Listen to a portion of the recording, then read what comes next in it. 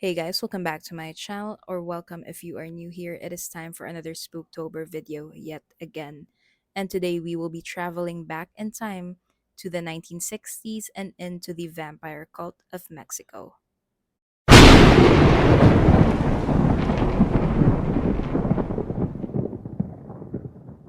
Our story takes place in the small village of Yerba Buena in Mexico. This was a very small and isolated area near the Sierra Madre Mountains and was a farming village that was comprised of around 20 families and had a population of less than 100 people. There were no schools, nor running water or electricity, so most of the inhabitants of this village didn't really get any form of education and relied heavily on their agricultural skills to make a living. They would mostly plant beans and corn and would sell these crops to markets. Basically, they lived a very simple yet peaceful life. However, this would all change after the arrival of the Hernandez brothers. In 1962, Santos and Cayetano Hernandez found this village and immediately caught the attention of the villagers. This was a place where everyone literally knew everyone, so the arrival of these two strangers were quite shocking to them.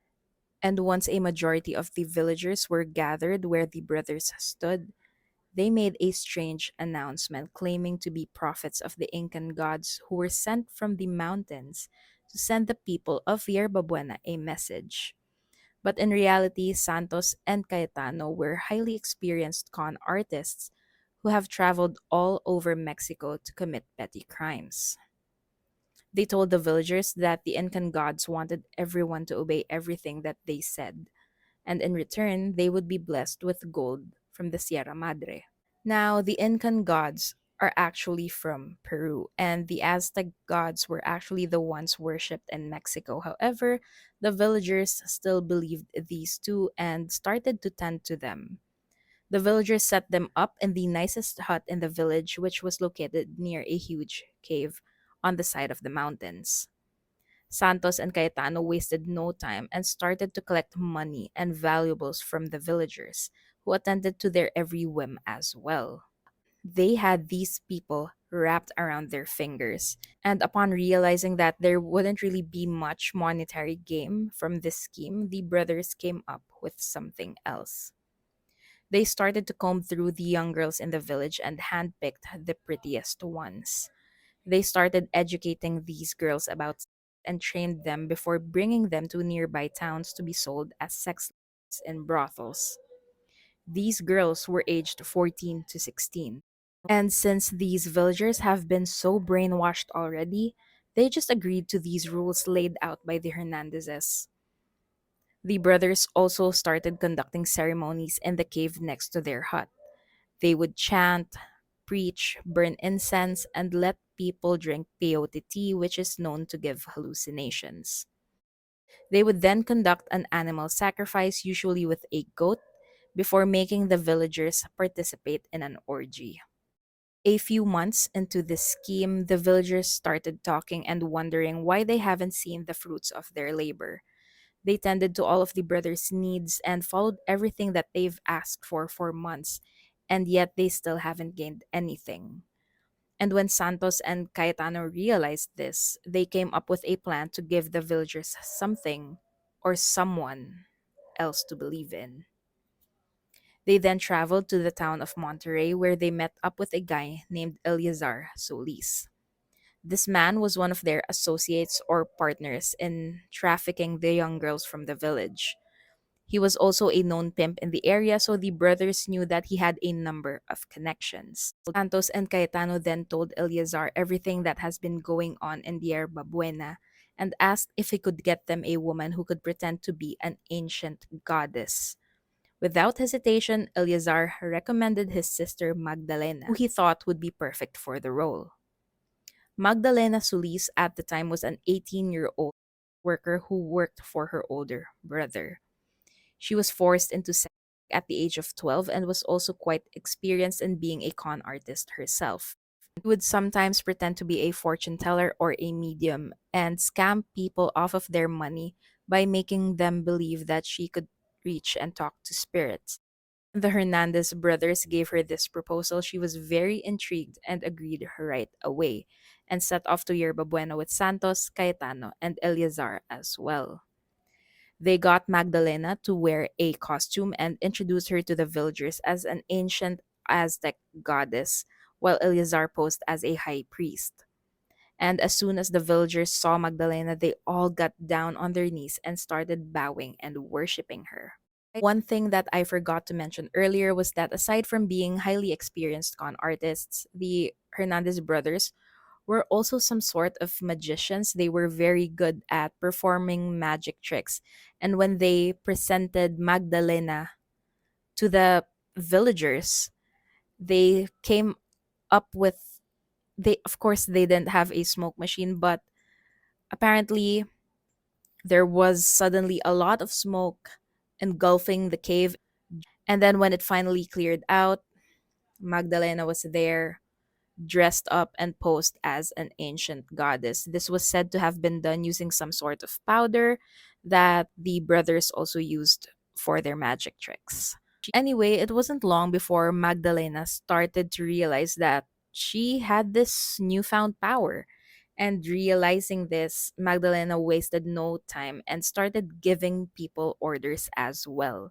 She even began handpicking sex slaves of her own, and not long after, Magdalena herself started to believe that she really was some sort of ancient goddess. This would be extremely dangerous to everyone around her. Stopped listening to the Hernandez brothers and even her own brother Eleazar, whom she worked for. She enjoyed being worshipped so much and took advantage of how powerful she had suddenly become by adding her own perversions to their existing rituals. Magdalena started to cut herself and mixed her own blood with the peyote tea for the villagers to consume, promising them of immortality. So she started to believe that she was an ancient goddess who had powers. The orgies done during the cave ceremonies also took a darker turn when Magdalena forced the villagers into committing incest, bestiality, and even pedophilia. And she would just watch everyone and enjoy every minute of it. But again, a few weeks after these new rituals had been introduced, the villagers started to talk and voice out their thoughts to one another once again.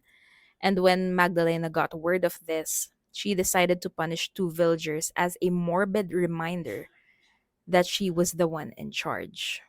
Ordered the other villagers to lynch these two to death, and no one even batted an eye and just followed her instructions. The villagers started to turn on one another, maybe in order to save themselves. The cave ceremonies continued, becoming more frequent and even more gruesome. Instead of the usual animal sacrifice, Magdalena would choose a random person to be sacrificed instead. They would then lay this person's dead body on the altar, decapitate him or her, and drain them of their blood and drink it with the peyote tea. Most of these sacrifices were people accused of questioning Magdalena's reign of terror. But it didn't stop there, and things only got worse and even darker when Magdalena started ripping out people's hearts. Some say that some of her victims were still alive and breathing when she did this, and that she would hold their hearts in her two hands and raise them up for the entire village to witness. This would go on for weeks. People are now afraid of speaking up, scared that they would become the next human sacrifice. But then on May 1963, a 14-year-old boy named Sebastian Guerrero happened to wander around the area where Yerba Buena was located. He saw a cave that seemed like it had lights coming from the inside. He also heard weird noises, which he later described to be part human and part animal. Decided to come curious about what was going on. He decided to come closer to this cave and have a look. And he completely regretted his decision right away. He saw a woman in costume holding up a still bleeding human heart while other people were engaging in an orgy. Sebastian was in complete disbelief. It was as if he was watching a horror movie right in front of him. He then noticed that this woman was standing behind an altar with a dismembered body laid on top of it. Seeing this, Sebastian began to panic and ran off as quietly as he could. And once he started running, he didn't stop until he reached the nearest police station, which was 15 miles away from the village. That's how scared he was. But now, upon reaching the station without even taking a breath, Sebastian began to describe everything that he saw, but he wasn't taken seriously by the police and was instead even made fun of for having such a wide imagination. But luckily, only one officer, entertained Sebastian and continued talking to him about what he witnessed. Officer Luis Martinez, who then offered to go back to Yerba Buena with Sebastian and to check out if any of his claims were true. They took his patrol car and set off to the mountains. But a few days later, Officer Martinez's colleagues noticed that he still hadn't returned, and there were no news of him nor Sebastian, so the police officers decided to ask the state capital for help in investigating their disappearance. The local police officers and a few men from the military then made their way to Yerba Buena, and when they arrived, they found Magdalena and Eleazar laying in bed, still high from their last cave ceremony, and the two were quickly apprehended by the authorities. Santos Hernandez, on the other hand, saw the two being arrested and decided to make a run for it, but was quickly caught and gunned down by the authorities. Sadly, not long after searching the area, the dead bodies of both 14-year-old Sebastian and Officer Luis Martinez were sadly found. Officer Luis Martinez's heart was ripped out of his chest cavity, indicating that he had been used as the human sacrifice during the most recent cave ceremony. Caetano Hernandez was also found in one of the huts, already dead after being murdered by a villager named Jesus Rupio, who wanted in on the scheme. But when he was declined by Caetano, he decided to kill him instead. Include the bodies were found in the cave where the rituals were conducted, but it is believed that there are possibly up to 15 victims in total, and these are just the ones used as human sacrifices and did not include the young girls who were sold to brothels. The villagers who also took part in the were also arrested and were each given 30-year sentences. Siblings Eleazar and Magdalena Solis were then brought to trial, but since none of the remaining villagers wanted to testify against them, probably out of fear, the duo were only tried and prosecuted for the murder of Sebastian Guerrero and Luis Martinez, and they were both given 50-year sentences. They would have both been out in 2013. However, there were no news of them being ever released. So it's widely believed that they both died while serving their sentences. So that is all the information that I have for you guys for today's crazy, crazy story. It's just like a horror film. And this is honestly, I find this quite similar to the Mona Fandi story that I uploaded in July or August. Um, if you haven't watched that video, I'll have it linked in the description box.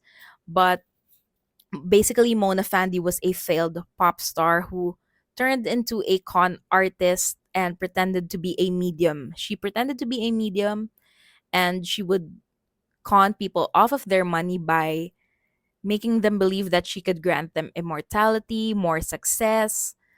And basically, things got very dangerous when Mona herself, just like Magdalena, started to believe that she had some sort of powers. And I've seen posts and articles or other people saying that it wasn't really completely Magdalena's fault because she probably had a very traumatic childhood, so normal upbringing since she was forced into sex work by her own family when she was just 12. But still, all the things that she did, all the things that she made these people do. And I honestly feel so bad for the villagers, for the people of Yerba Buena, because they were all victims. Even the ones who participated in the murders, they were just victims as well, because they were brainwashed and made to believe that if they followed every single thing, if they tended to every whim of these people, they would then be rewarded with gold from the mountains. And as I've mentioned earlier, these people, they lived a very, very simple life. They didn't have a lot of money.